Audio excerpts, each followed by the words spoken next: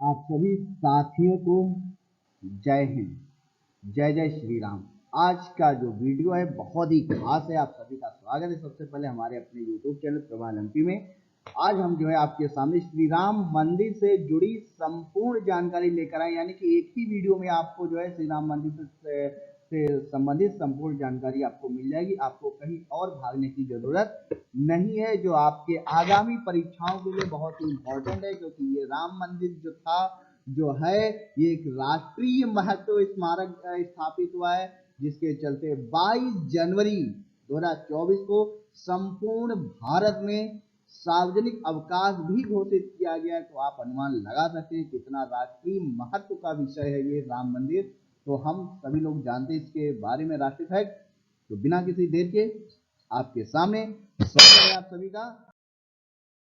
देखते हैं यहाँ पे सबसे पहले स्टार्ट करते हैं। यहाँ पे देखिएगा राम मंदिर, श्री राम मंदिर अयोध्या। श्री राम मंदिर अयोध्या में हम लोग यहाँ पे हैं। देखिएगा राम मंदिर अयोध्या धाम पे है, पावन धाम में है हम लोग यहाँ पे।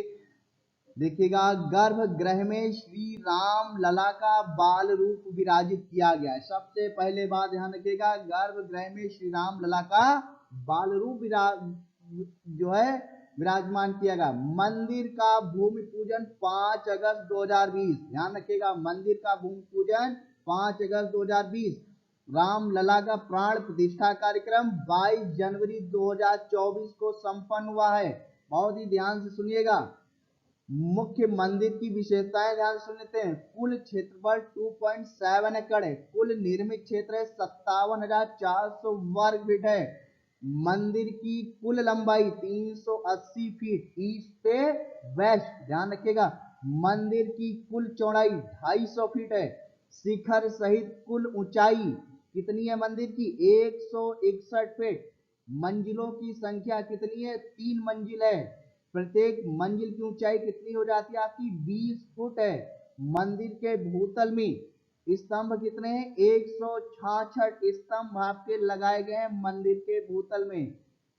मंदिर के प्रथम तल में स्तंभ है कितने?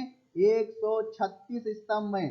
मंदिर की दूसरी मंजिल में स्तंभ कितने हैं? 90 स्तंभ है। और मंदिर में कुल स्तंभ कितने हो जाते हैं? 392 कुल स्तंभ है मंदिर में। ध्यान रखिएगा, मंदिर में चबूतरे एवं मंडपों की संख्या कितनी है? 5 है। नृत्य मंडप, रंग मंडप, सभा मंडप, प्रार्थना मंडप, कीर्तन मंडप, ये 5 प्रकार के मंडप बनाए गए हैं चबूतरे पे। मंदिर में कुल द्वारों की संख्या कितनी है? 44 द्वार है। मंदिर में कुल द्वार कितने हैं? 44। मंदिर परिसर कुल क्षेत्रफल कितना है? 70 एकड़ का है। कितना है? 70 एकड़ का कुल क्षेत्रफल है, 70 एकड़ का। और आगे कुछ जानकारी देखते हैं। मंदिर निर्माण करता, ठीक है, प्रबंधन श्री राम जन्मभूमि तीर्थ क्षेत्र ट्रस्ट है। मंदिर निर्माण कंपनी है लॉसन एंड टर्बो LNT। ध्यान रखिएगा, मंदिर निर्माण जो है जो किस एजेंसी को दिया? कंपनी को दिया, लॉसन एंड टर्बो। मंदिर निर्माण शैली कौन सी आपकी? नागर शैली है। वास्तुकार कौन है? चंद्रकांत B सोमपुरा। ध्यान रखिएगा, वास्तुकार है मंदिर अयोध्या मंदिर के वास्तुकार है चंद्रकांत B सोमपुरा। और उनके 2 बेटे निखिल आशीष सोमपुरा। मंदिर निर्माण पर लागत कितनी आई है? 1400 से 1800 करोड़। ये लागत क्या है? अनुमानित लागत है। इतनी लागत मंदिर पर आई है। मंदिर निर्माण लागत है ये 1400 से 1800 करोड़ रुपए अनुमानित है। राम मंदिर ट्रस्ट के महासचिव कौन है आपके? चंपत राय जी। कौन है आपके? चंपत राय जी हैं। और अध्यक्ष कौन है? नृपेंद्र मिश्रा। कौन है अध्यक्ष? कौन है? नृपेंद्र मिश्रा। राम मंदिर के ट्रस्ट के अध्यक्ष हैं नृपेंद्र मिश्रा, महासचिव चंपत राय। बहुत बढ़िया। अब आप देख रहे होंगे ये काले पत्थर से बनी ये जो मूर्ति है, इसी को जो है गर्भगृह में जो है विराजमान किया गया। 5 साल के जो है बाल रूप में जो है रामलला को विराजित किया गया, जो काले पत्थर से बनी, यानी श्याम सुवर्ण श्याम पत्थर जो होता है काला पत्थर, उससे बनी है। ध्यान रखिएगा, इसमें 10 ये जो बनाया गया है, ठीक है, चारों तरफ इसमें 10 अवतारों को दर्शाया गया है। पहला मत्स्य, दूसरा कूर्म, तीसरा वराह, चौथा नरसिंह, फिर वामन अवतार है, फिर परशुराम अवतार, राम अवतार, कृष्ण अवतार, बुद्ध अवतार और कल का अवतार 10वां अवतार कौन सा होगा? कल का होगा। ओम स्वास्तिक, ओम चक्र गदा सूर्य, ये भगवान ये सब आपका बीच में यहाँ पर निर्धारित किया गया है, ध्यान रखिएगा। हनुमान जी यहाँ पर विराजमान है आपके हनुमान जी। मोती का वजन करीब कितना है? 200 किलोग्राम मोती का वजन है। मोती की ऊंचाई है 4.2 फीट और चौड़ाई कितनी है? 3 फीट चौड़ी है। ऊंची है 4.2 फीट और चौड़ाई 3 फीट है। यहाँ पर आपका क्या है? गरुड़ आपका वाहन जो है विष्णु भगवान जी का, वो वाहन गरुड़, यानी ये जो दर्शाया गया है पूरा बहुत बढ़िया दर्शाया गया है। देखिएगा गदा भी बना है, स्वास्तिक भी बना, हाथ में धनुष है, परशुराम है, राम है, कृष्ण है, बुद्ध है, कल्क है, गरुड़ है, यानी सूर्य है, शेषनाग है, ओम है, ये आभा मंडल है, वामन, नरसिंह, वराह, कूर्म, ठीक है, शब, मत्स्य, हनुमान, ये सब चीजों को जो है दर्शाया गया है। इस मोती में, मंदिर में जो स्थापित मोती की गई है वो आपकी काले पत्थर से बनी है, जिसमें 10 अवतारों का उल्लेख किया गया है। स्वास्तिक का चिन्ह है, ओम है, चक्र है, गदा है, सूर्य भगवान है। हनुमान जी का जो है, हनुमान जी का सिंबल है, कमल का सिंबल है, गरुड़ का सिंबल है। मोती का वजन 200 किलोग्राम है, ऊंचाई 4.24 फीट है, चौड़ाई 3 फीट है। और सबसे बड़ी बात, मोतीकार कौन है?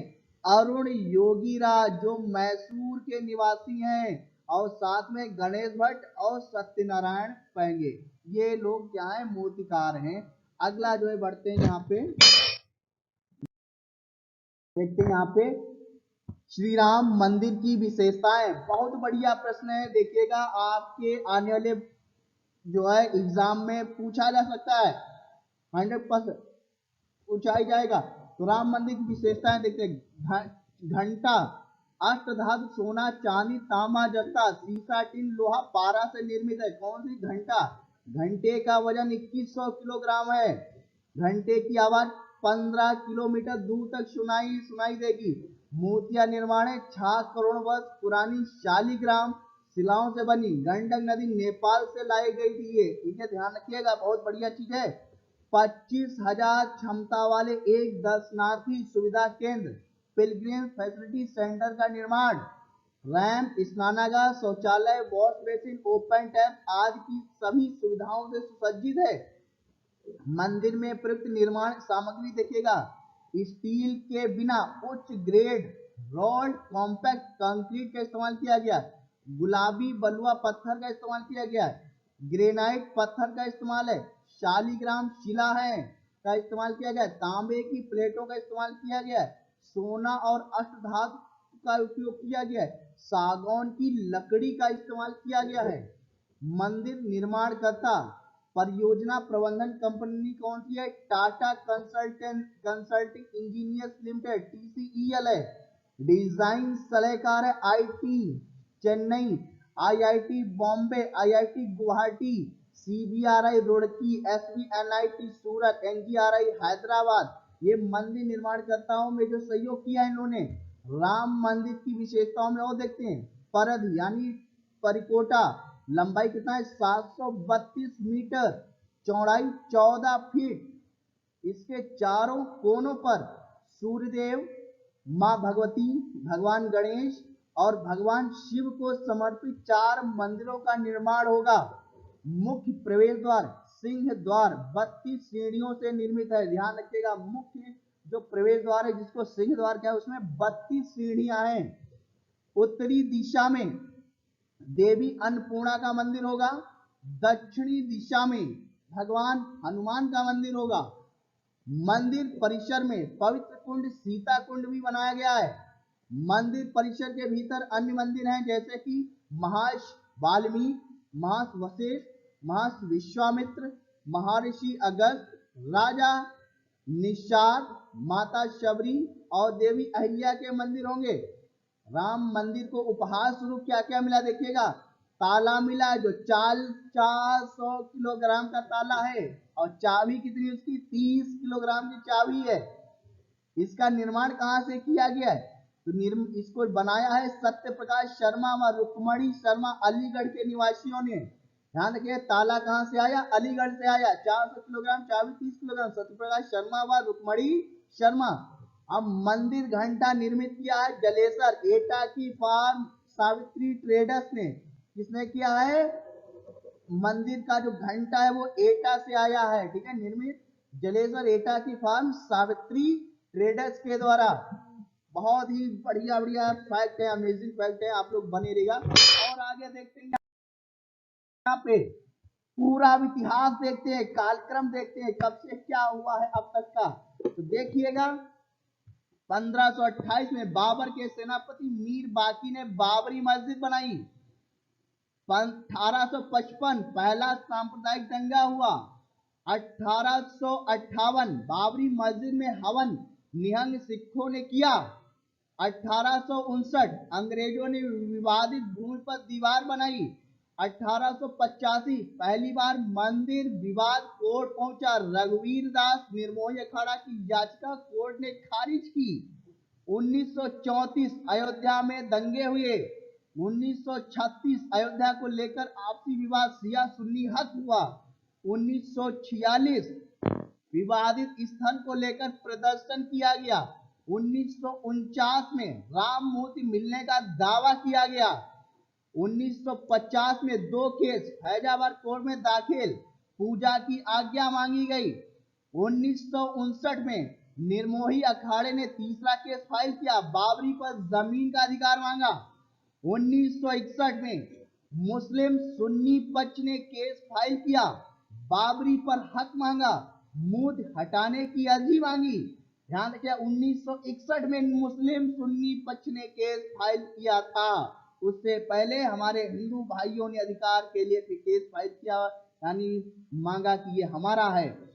1984 राम मंदिर विवाद गरमाया, नेतृत्व लाल कृष्ण आडवाणी जी ने किया।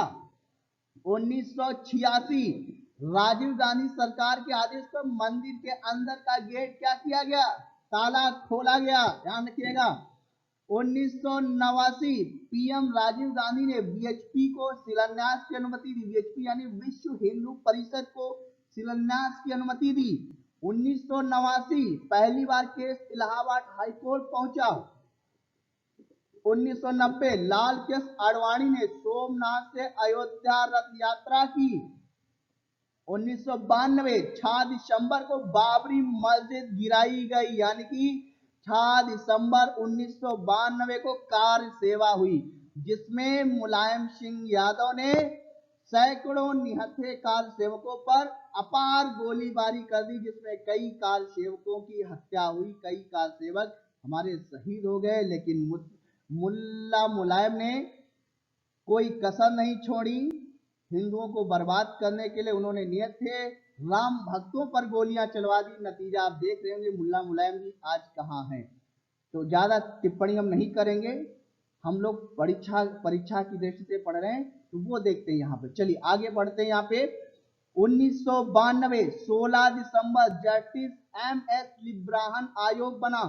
1994 में इस्माइल फारूकी जजमेंट आया, सुप्रीम कोर्ट ने 3 दोषी सुरक्षित रखा। 2002 में इलाहाबाद हाई कोर्ट की लखनऊ बेंच में हियरिंग शुरू हुई। 2003 में ASI को मस्जिद की जगह पर 10वीं सदी के मंदिर साक्ष्य मिले। अब देखिएगा आप सभी जानते हैं पुराने समय में जब मुगल लोग जब शासन करने आए थे, उन्होंने जहां जहां भी मस्जिदें बनवाई हैं, सभी मंदिर तोड़ के मस्जिदें बनाई। अधिकांश भारत में जितनी भी मस्जिदें बनी हैं वो सब मंदिरों के पिलर पे बनी है। यदि उन सभी मस्जिदों को ध्वस्त किया जाए, अधिकांश जो बड़ी बड़ी मस्जिदें उनको ध्वस्त किया जाए, आप उनके नीचे हिंदू साक्ष्य पाएंगे, हिंदू मंदिरों के साक्ष्य पाएंगे, अवश्य पाएंगे, ये सत्य है। 2009 में देखिए क्या होता है, लिब्राहन कमीशन ने अपनी रिपोर्ट पेश की। 2010 30 दिसंबर को इलाहाबाद हाईकोर्ट ने 3 हिस्सा निर्मोही अखाड़ा, 1/3 हिस्सा सुन्नी वक्फ बोर्ड को और 1/3 हिस्सा राम लला को दिया। यानी इस तरह से उन्होंने पारित किया जिससे कि सब लोग बराबर पा जाएं, कहीं कुछ दंगा फसाद ना हो। ठीक है, आगे सुनते हैं। 2011 सुप्रीम कोर्ट ने इलाहाबाद हाई कोर्ट की रूलिंग पर रोक लगाई, बहुत बढ़िया।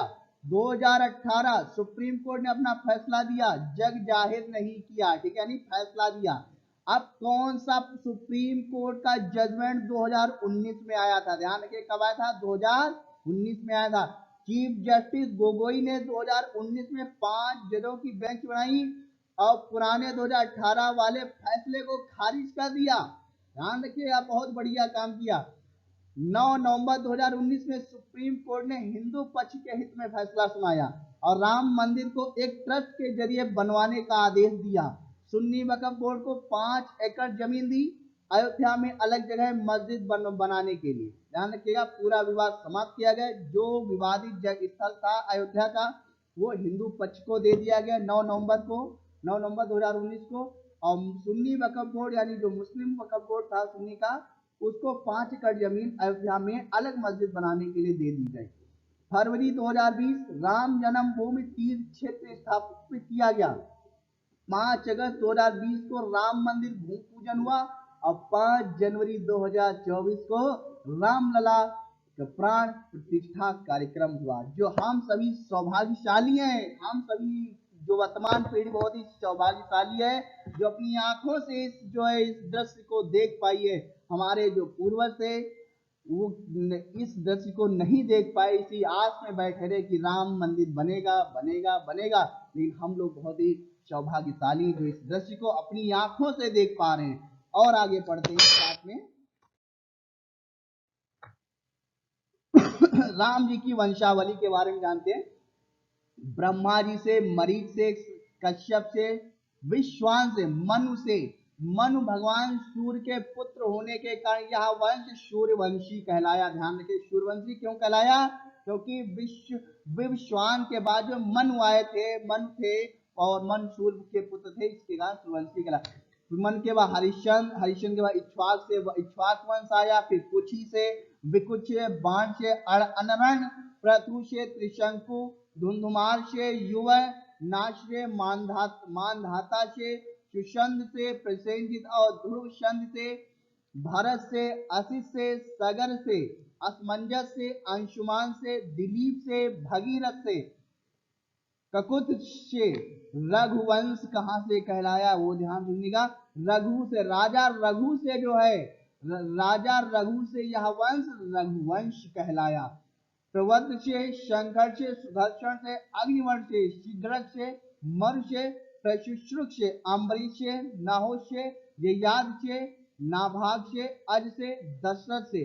दशरथ से जो है राम, भरत, लक्ष्मण, शत्रुघ्न है और राम से कुश और लव है। भरत से पुष्कल और मणिभद्र है। लक्ष्मण से अंगद और धर्मकेतु है।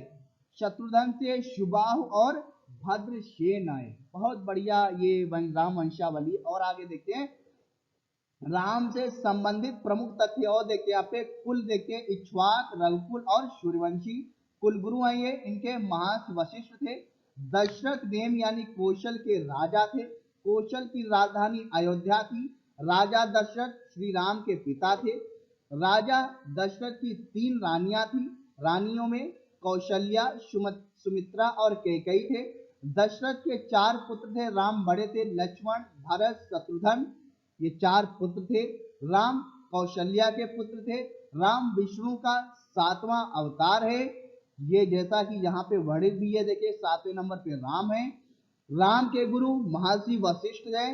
लक्ष्मण शत्रुघ्न सुमित्रा के पुत्र हैं, ध्यान रखिएगा। भरत कैकेयी के पुत्र हैं। राम का विवाह सीता से हुआ। राम के पुत्र लव और कुश। लक्ष्मण का विवाह उर्मिला से। भरत का विवाह मांडवी से और शत्रुघ्न का विवाह शुद्ध कीर्ति से हुआ है। बहुत संपूर्ण जानकारी आपको मिल रही है इस मात्र एक ही वीडियो से। और आगे पढ़ते हैं, यहाँ पे रामायण की रचना महर्षि वाल्मीकि ने की थी।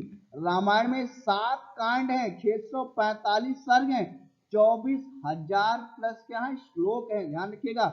रामायण का नाम क्या है, आदि काव्य, आदि काव्य।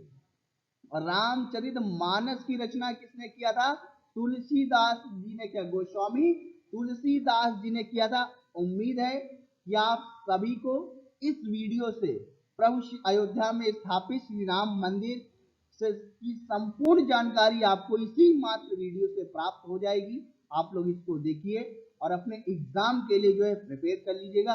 फिर मिलते हैं एक नए वीडियो के साथ, तब तक के लिए जय हिंद, जय भारत।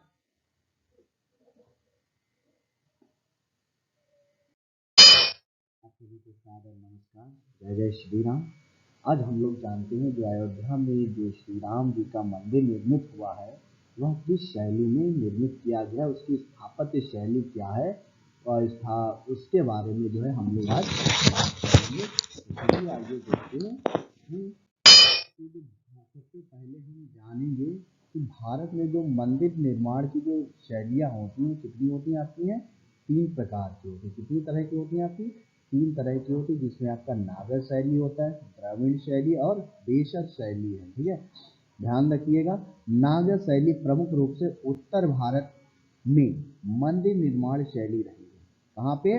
उत्तर भारत में आपका मंदिर निर्माण शैली रही है। चलिए अगला देखते हैं। बात करेंगे यहाँ पे राम मंदिर की स्थापत्य शैली की, और जिसकी राम मंदिर की स्थापत्य शैली को देखते हैं। यहाँ पे हम लोग जो है जो राम मंदिर की स्थापत्य शैली है, राम मंदिर को मंदिर वास्तुकला की नागर शैली में बनाया गया। किसमें? नागर शैली में बनाया गया है। गुप्त काल के अंत में उत्तर भारत में मंदिर स्थापत्य वास्तुकला की जो शैली लोकप्रिय हुई उसे नागर शैली कहा जाता है। क्या कहते हैं उसको? नागर शैली कहते हैं। मंदिर में मुख्य शिखर के अलावा 3 मंजिले और 5 मंडप। ध्यान रखिएगा, मंदिर में 3 मंजिले 5 मंडप हैं। मंडपों में नृत्य मंडप, रंग मंडप, गोढ़ मंडप, कीर्तन मंडप और प्रार्थना मंडप हैं। आगे यहाँ पे हम लोग गर्भ नागर शैली की प्रमुख विशेषताओं में सबसे पहले होता है गर्भगृह बनाया जाता है। नागर शैली के मंदिर एक ऊंचे चबूतरे पर वेदी पर बनाए जाते हैं जिस पर गर्भगृह होता है। गर्भगृह में मंदिर के मुख्य अधिष्ठाता देवता की मूर्ति को स्थापित किया जाता है। जैसे कि श्री राम मंदिर में जो है, अयोध्या श्री राम मंदिर में के गर्भगृह में श्री रामलला जी विराजमान हुए हैं, जो श्री राम जी का बाल रूप है, उसे जो है विराजित किया गया है। प्रदक्षिणा पथ, इसमें गर्भगृह के चारों ओर एक प्रदक्षिणा पथ और इसके समान दूरी पर एक या उससे अधिक मंडप भी बनाए जाते हैं। मंडप क्या होता है? मंडप मुख्य मंदिर के सामने सभा हॉल या मंडप के रूप में होता है। शिखर किसे कहते हैं? गर्भगृह के ऊपर शिखर, गर्भगृह के ऊपर शिखर, पर्व शिखर बनाया जाता है जो नागर शैली के मंदिरों का सबसे विशिष्ट पहलू है। अब आप ये गर्भगृह देख सकते हैं, ये एक प्रकार का है जो शिखर होता है, ये इस तरह से बनाया जाए जो सबसे ऊंचा हो जाता है, जिसपे उसके ऊपर शिखर यानी ध्वज लगाया जाता है, कलश बैठाला जाता है। इस तरह से ये गर्भगृह होता है जहाँ पर जो है मुख्य जो है देवता की मूर्ति स्थापित की जाती है। ये इस प्रकार के आमलक होते हैं। ठीक है, ये होता है आमलक। मंदिर के ऊपर ये जो बनाया जाता है गोल गोल, ये होता है आमलक है। और ये आपके क्या है? मंडप है। ठीक है, ये इसको क्या कहते हैं? मंडप। और ये जो एक आयताकार या उस पर बनाया जाता है ऊंचे से, उसको क्या कहते हैं? चबूतरा कहते हैं। अगला बढ़ते हैं, यहाँ पे हम आगे चलते हैं। नागर शैली के अंतर्गत शिखर आमतौर पर 3 प्रकार से बनाए जाते हैं। कितने प्रकार से बनाए जाते हैं? आमतौर पर 3 प्रकार से बनाए जाते हैं। सबसे पहले लैटिन या रेखा प्रसाद, इनका आधार वर्गाकार होता है और दीवारें ऊपर की ओर एक बिंदु की ओर मुड़ी हुई होती हैं, जैसे कि ये इस प्रकार से इसमें पिक्चर में दर्शाया गया है। एक होता है फमसाणा शिखर होता है, इसका आधार व्यापक और लैटिना की ऊंचाई की तुलना में छोटा होता है। ये एक सीधी रेखा में ऊपर की ओर झुके हुए होते हैं, ये इस तरह से। फिर आता है वल्लभी शिखर होता है, इनका आधार आयताकार होता है जिसकी छत गुंबददार कक्षों के रूप में होती है। उन्हें वैगन वॉल्टेड रूप भी कहते हैं। ये एक उसका एग्जाम्पल दिया हुआ है पिक्चर के रूप में। और देखते हैं इसके बारे में। आमलक, आमलक शिखर का ऊर्ध्वाधर सिरा एक क्षैतिज फ्लेवर्ड डिस्क में समाप्त होता है जिसे आमलक के रूप के नाम से जाना जाता है। उसके ऊपर एक गोलाकार आकृति रखी जाती है जिसे कलश कहते हैं। अन्य तथ्यों के बारे में देखते हैं। स्थापत्य कला में पाल उपशैली, ओडिशा उपशैली, खजुराहो उपशैली, कश्मीरी उपशैली तथा सोलंकी उपशैली को नागर शैली की प्रमुख उपशैली के रूप में देखा गया। ध्यान रखिएगा, नागर शैली की अन्य प्रमुख उपशैलियों के नाम अगर पूछा जाए तो आप कह सकते हैं पाल उपशैली, ओडिशा उपशैली, खजुराहो उपशैली, कश्मीरी उपशैली या सोलंकी उपशैली।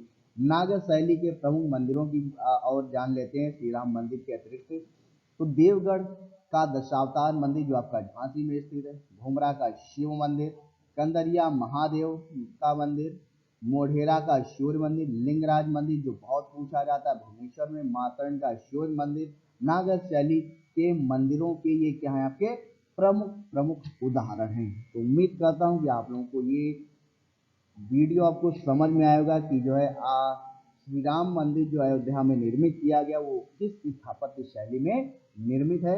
आगे हम फिर मिलेंगे एक नए जबरदस्त वीडियो के साथ, तब तक के लिए जय हिंद, जय भारत। आप सभी को जय हिंद, आप सभी का स्वागत है अपने YouTube चैनल प्रभा लक्ष्मी में।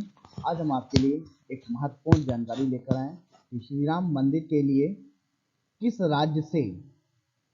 राज्य से कौन सा वाद्य यंत्र आया है, कौन सा वाद्य यंत्र आया है। आज हम लोग इसके बारे में संपूर्ण जानकारी प्राप्त करेंगे।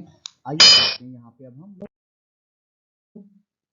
पहले ये हमारे प्रभु राम लला जी हैं जो बाल रूप में जो है विराजमान हो चुके हैं अयोध्या श्री राम मंदिर में गर्भगृह में। आइए देखते हैं उत्तर प्रदेश से क्या क्या मिला है। पखावज, बांसुरी और ढोलक, ये आपको उत्तर प्रदेश से जो है भेजे गए हैं श्री राम मंदिर के लिए वाद्य यंत्र। कर्नाटक से जो है राम मंदिर के लिए वीणा वाद्य यंत्र भेजा गया है। पंजाब से अलगोजा भेजा गया है। महाराष्ट्र से सुंदरी भेजा गया है वाद्य यंत्र। उड़ीसा से मर्दल वाद्य यंत्र भेजा गया है। मध्य प्रदेश से संतूर वाद्य यंत्र भेजा गया है। मणिपुर से पुंग वाद्य यंत्र भेजा गया है राम मंदिर के लिए। असम से नगाड़ा और काली वाद्य यंत्र भेजा गया राम मंदिर के लिए। छत्तीसगढ़ से तंबूरा भेजा गया है वाद्य यंत्र। और आगे बढ़ते हैं, यहाँ पे देखते हैं ये आपके सामने कुछ और वाद्य यंत्र हैं। दिल्ली से शहनाई गई है राम मंदिर के लिए। राजस्थान से रावण हत्था गया है ये राम मंदिर अयोध्या के लिए। पश्चिम बंगाल से श्रीखोल सरोद गया है राम मंदिर अयोध्या के लिए। और तमिलनाडु से नागेश्वरम तविल और मृदंगम गया है राम मंदिर के लिए। आंध्र प्रदेश से देखते हैं ये तो घटम गया है। झारखंड से सितार वाद्य यंत्र गया है। गुजरात से संतार वाद्य यंत्र गया है। पंजाब से बिहार से पखावज गया है। और उत्तराखंड से हुड़का वाद्य यंत्र गया है। तो आप सबने देखा कि विभिन्न राज्यों से श्री राम मंदिर अयोध्या के लिए विभिन्न प्रकार के वाद्य यंत्र भेजे गए हैं, जिनसे मंगल ध्वनि वहां पर प्रज्वलित होगी और जो आसपास के दूर दराज क्षेत्रों तक गूंजेगी, जिससे वहां का वातावरण एकदम शांत प्रिय और भक्तिमय होगा। आप सभी को जय जय श्री राम। बने रहिएगा, फिर एक नई जानकारी के साथ मिलते हैं राम मंदिर पर। तब तक के लिए जय हिंद, जय भारत। आप सभी को जय जय श्री राम, जय हिंद। आज हम लोग जो है एक और राम मंदिर फैक्ट में लेकर उपस्थित हैं। जानेंगे भगवान श्री राम लला सरकार द्वारा धारण किए गए दिव्य आभूषणों के बारे में जो है आज जो है जानेंगे कि भगवान श्री राम जो है जो प्राण प्रतिष्ठा वहां पर हुई है अयोध्या में, उसमें कौन कौन से दिव्य आभूषण प्रभु राम लला जी ने जो है धारण किए, उनके बारे में हम लोग यहाँ पर जानेंगे। तो चलिए बने रहिएगा आप लोग अंत तक। देखते हैं यहाँ पे सबसे पहले आता है, देखिएगा यहाँ पे शीश की अगर बात किया जाए यहाँ पे तो देखिएगा जो ये है हमारा शीश पर मुकुट या किरीट। क्या है शीश पर हमारा, देखिएगा मुकुट या किरीट है। यह उत्तर भारतीय परंपरा में स्वर्ण निर्मित है जिसमें माणिक, पन्ना और हीरों से अलंकरण किया गया है। किसे अलंकरण किया गया? हीरों से। मुकुट के ठीक मध्य में भगवान सूर्य अंकित है। मुकुट के दाईं ओर मोतियों की लड़ियां पिरोई गई हैं। कुंडल की बात करेंगे, कुंडल भी धारण किया है। मुकुट या किरीट के अनुरूप ही और उसी डिजाइन के क्रम में भगवान के कर्ण आभूषण यानी कान के बनाए गए हैं, जिनमें मयूर आकृतियां बनी हैं और यह भी सोने, हीरे, माणिक और पन्ने से सुशोभित है। उसके बाद देखते हैं कंठा, यानी कि जो गले में पहना जाता है। गले में अर्ध चंद्राकार रत्नों से जड़ित कंठा सुशोभित है, जिसमें मंगल का विधान रचते पुष्प अर्पित है और मध्य में सूर्यदेव बने हैं। सोने से बना हुआ यह कंठा हीरे, माणिक और पन्ना से जड़ा है। कंठे के नीचे पन्ने की लड़ियां लगाई गई। कंठे के नीचे पन्ने की लड़ियां लगाई गई। भगवान के हृदय, यानी कि हृदय में उन्होंने क्या क्या धारण किया? भगवान के हृदय में कौस्तुभ मणि धारण कराया गया। कौन सा? कौस्तुभ मणि धारण कराया गया है, जिसे एक बड़े माणिक और हीरों के अलंकरण से सजाया गया है। यह शास्त्र विधान है कि भगवान विष्णु तथा उनके अवतार हृदय में कौस्तुभ मणि धारण करते, इसलिए इसे धारण कराया गया है। पदिक देखते हैं, कंठ से नीचे तथा नाभि कमल से ऊपर पहनाया गया हार होता है। पदिक कहाँ पे होता है? कंठ से नीचे तथा नाभि कमल से ऊपर पहनाया गया हार, जिसका देवता अलंकरण में विशेष महत्व है। यह पदिक 5 लड़ियों वाला हीरे और पन्ने का ऐसा पंच लड़ी है, जिसके नीचे एक बड़ा सा अलंकृत पेंडेंट लगाया गया है। और आगे बढ़ते हैं, यहाँ पे देखते हैं क्या क्या धारण किया है प्रभु जी ने। वैजयंती या विजयमाला। किसका? वैजयंती या विजयमाला। यह भगवान को पहनाया जाने वाला तीसरा और सबसे लंबा और स्वर्ण से निर्मित हार है। ध्यान रखिएगा, जिसमें कहीं कहीं माणिक लगाए गए और इसे विजय के प्रतीक के रूप में पहनाया जाता है, जिसमें वैष्णव परंपरा के समस्त मंगल चिन्ह, सुदर्शन चक्र, पद्म पुष्प, शंख और मंगल कलश दर्शाया गया है। इसमें 5 प्रकार के देवता को प्रिय पुष्पों का भी अलंकरण किया गया है, जो क्रमशः कमल, चंपा, पारिजात, कुंद और तुलसी हैं। आगे बढ़ते हैं, यहाँ पे कमर में कांची या कधनी। कमर में कांची या कधनी। भगवान के कमर में कधनी धारण कराई गई है, जिसे रत्न जड़ित बनाया गया है, स्वर्ण पर निर्मित। इसमें प्राकृतिक सुषमा का अंकन है और हीरे, माणिक, मोतियों और पन्ने से यह अलंकृत है। पवित्रता का बोध कराने वाली छोटी छोटी 5 घंटियां भी इसमें लगाई गई हैं। इन घंटियों से मोती, माणिक और पन्ने की लड़ियां भी लटक रही हैं। भुजबंद या अंगद। भगवान की दोनों भुजाओं में स्वर्ण और रत्नों से जड़ित भुजबंद पहनाए गए हैं। कंकड़ कंगन। दोनों ही हाथों में रत्न जड़ित सुंदर कंगन पहनाए गए हैं प्रभु को। मुद्रिका देखते हैं, यहाँ पे बाएं और दाएं दोनों हाथों की मुद्रिकाओं में रत्न जड़ित मुद्रिकाएं सुशोभित हैं, जिनमें से मोतियां क्या हैं? लटक रही हैं। बहुत ही दिव्य आभूषण जो है श्री राम लला जी जो है पहने हुए हैं। और आगे बढ़ते हैं, यहाँ पे देखते हैं और क्या क्या पहना है। देखते हैं, यहाँ पे पैरों में छड़ा या पैजनियां पहनाए गए हैं, साथ ही स्वर्ण की पैजनियां भी पहनाई गई हैं। भगवान के बाएं हाथ में स्वर्ण का धनुष है। ध्यान रखिएगा, बाएं हाथ में स्वर्ण का धनुष है, जिनमें मोती, माणिक और पन्ने की लटकनें लगी हैं। इसी तरह दाहिने हाथ में स्वर्ण का बाण धारण कराया गया है। भगवान के गले में रंग बिरंगे फूलों की आकृतियों वाली वनमाला धारण कराई गई है, जिसका निर्माण हस्तशिल्प के लिए समर्पित शिल्प मंजरी संस्था ने किया है। भगवान के मस्तक पर उनके पारंपरिक मंगल तिलक को हीरे और माणिक से रचा गया है। भगवान के चरणों के नीचे जो कमल सुसज्जित है, उसके नीचे एक स्वर्ण माला सजाई गई है। क्या सजाई गई है? स्वर्ण माला सजाई गई है। क्योंकि 5 वर्ष के बालक रूप में श्री राम लला विराजे हैं। जैसा आप सभी को पता है कि वहां पे जो गर्भगृह में जो मूर्ति स्थापित की गई, वो 5 वर्षीय बालक श्री राम की स्थापित की गई है। इसलिए पारंपरिक ढंग से उनके सम्मुख खेलने के लिए चांदी से निर्मित खिलौने भी रखे गए हैं। ये है झुंझुना, हाथी, घोड़ा, ऊंट, खिलौना गाड़ी तथा लट्टू।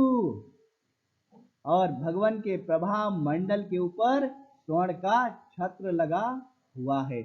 तो ये थे यहाँ पर श्री राम लला जी को धारण कराए गए दिव्य आभूषणों की जानकारी। उम्मीद करता हूं कि आप सभी को पसंद आई होगी और इन्हें आप थोड़ा सा तैयार कर लीजिएगा, आपके आने वाले एग्जाम्स के लिए बहुत ही इंपॉर्टेंट रहेंगे। फिर मिलते हैं एक नए वीडियो के साथ अयोध्या श्री राम मंदिर को लेकर। तब तक के लिए जय हिंद, जय भारत।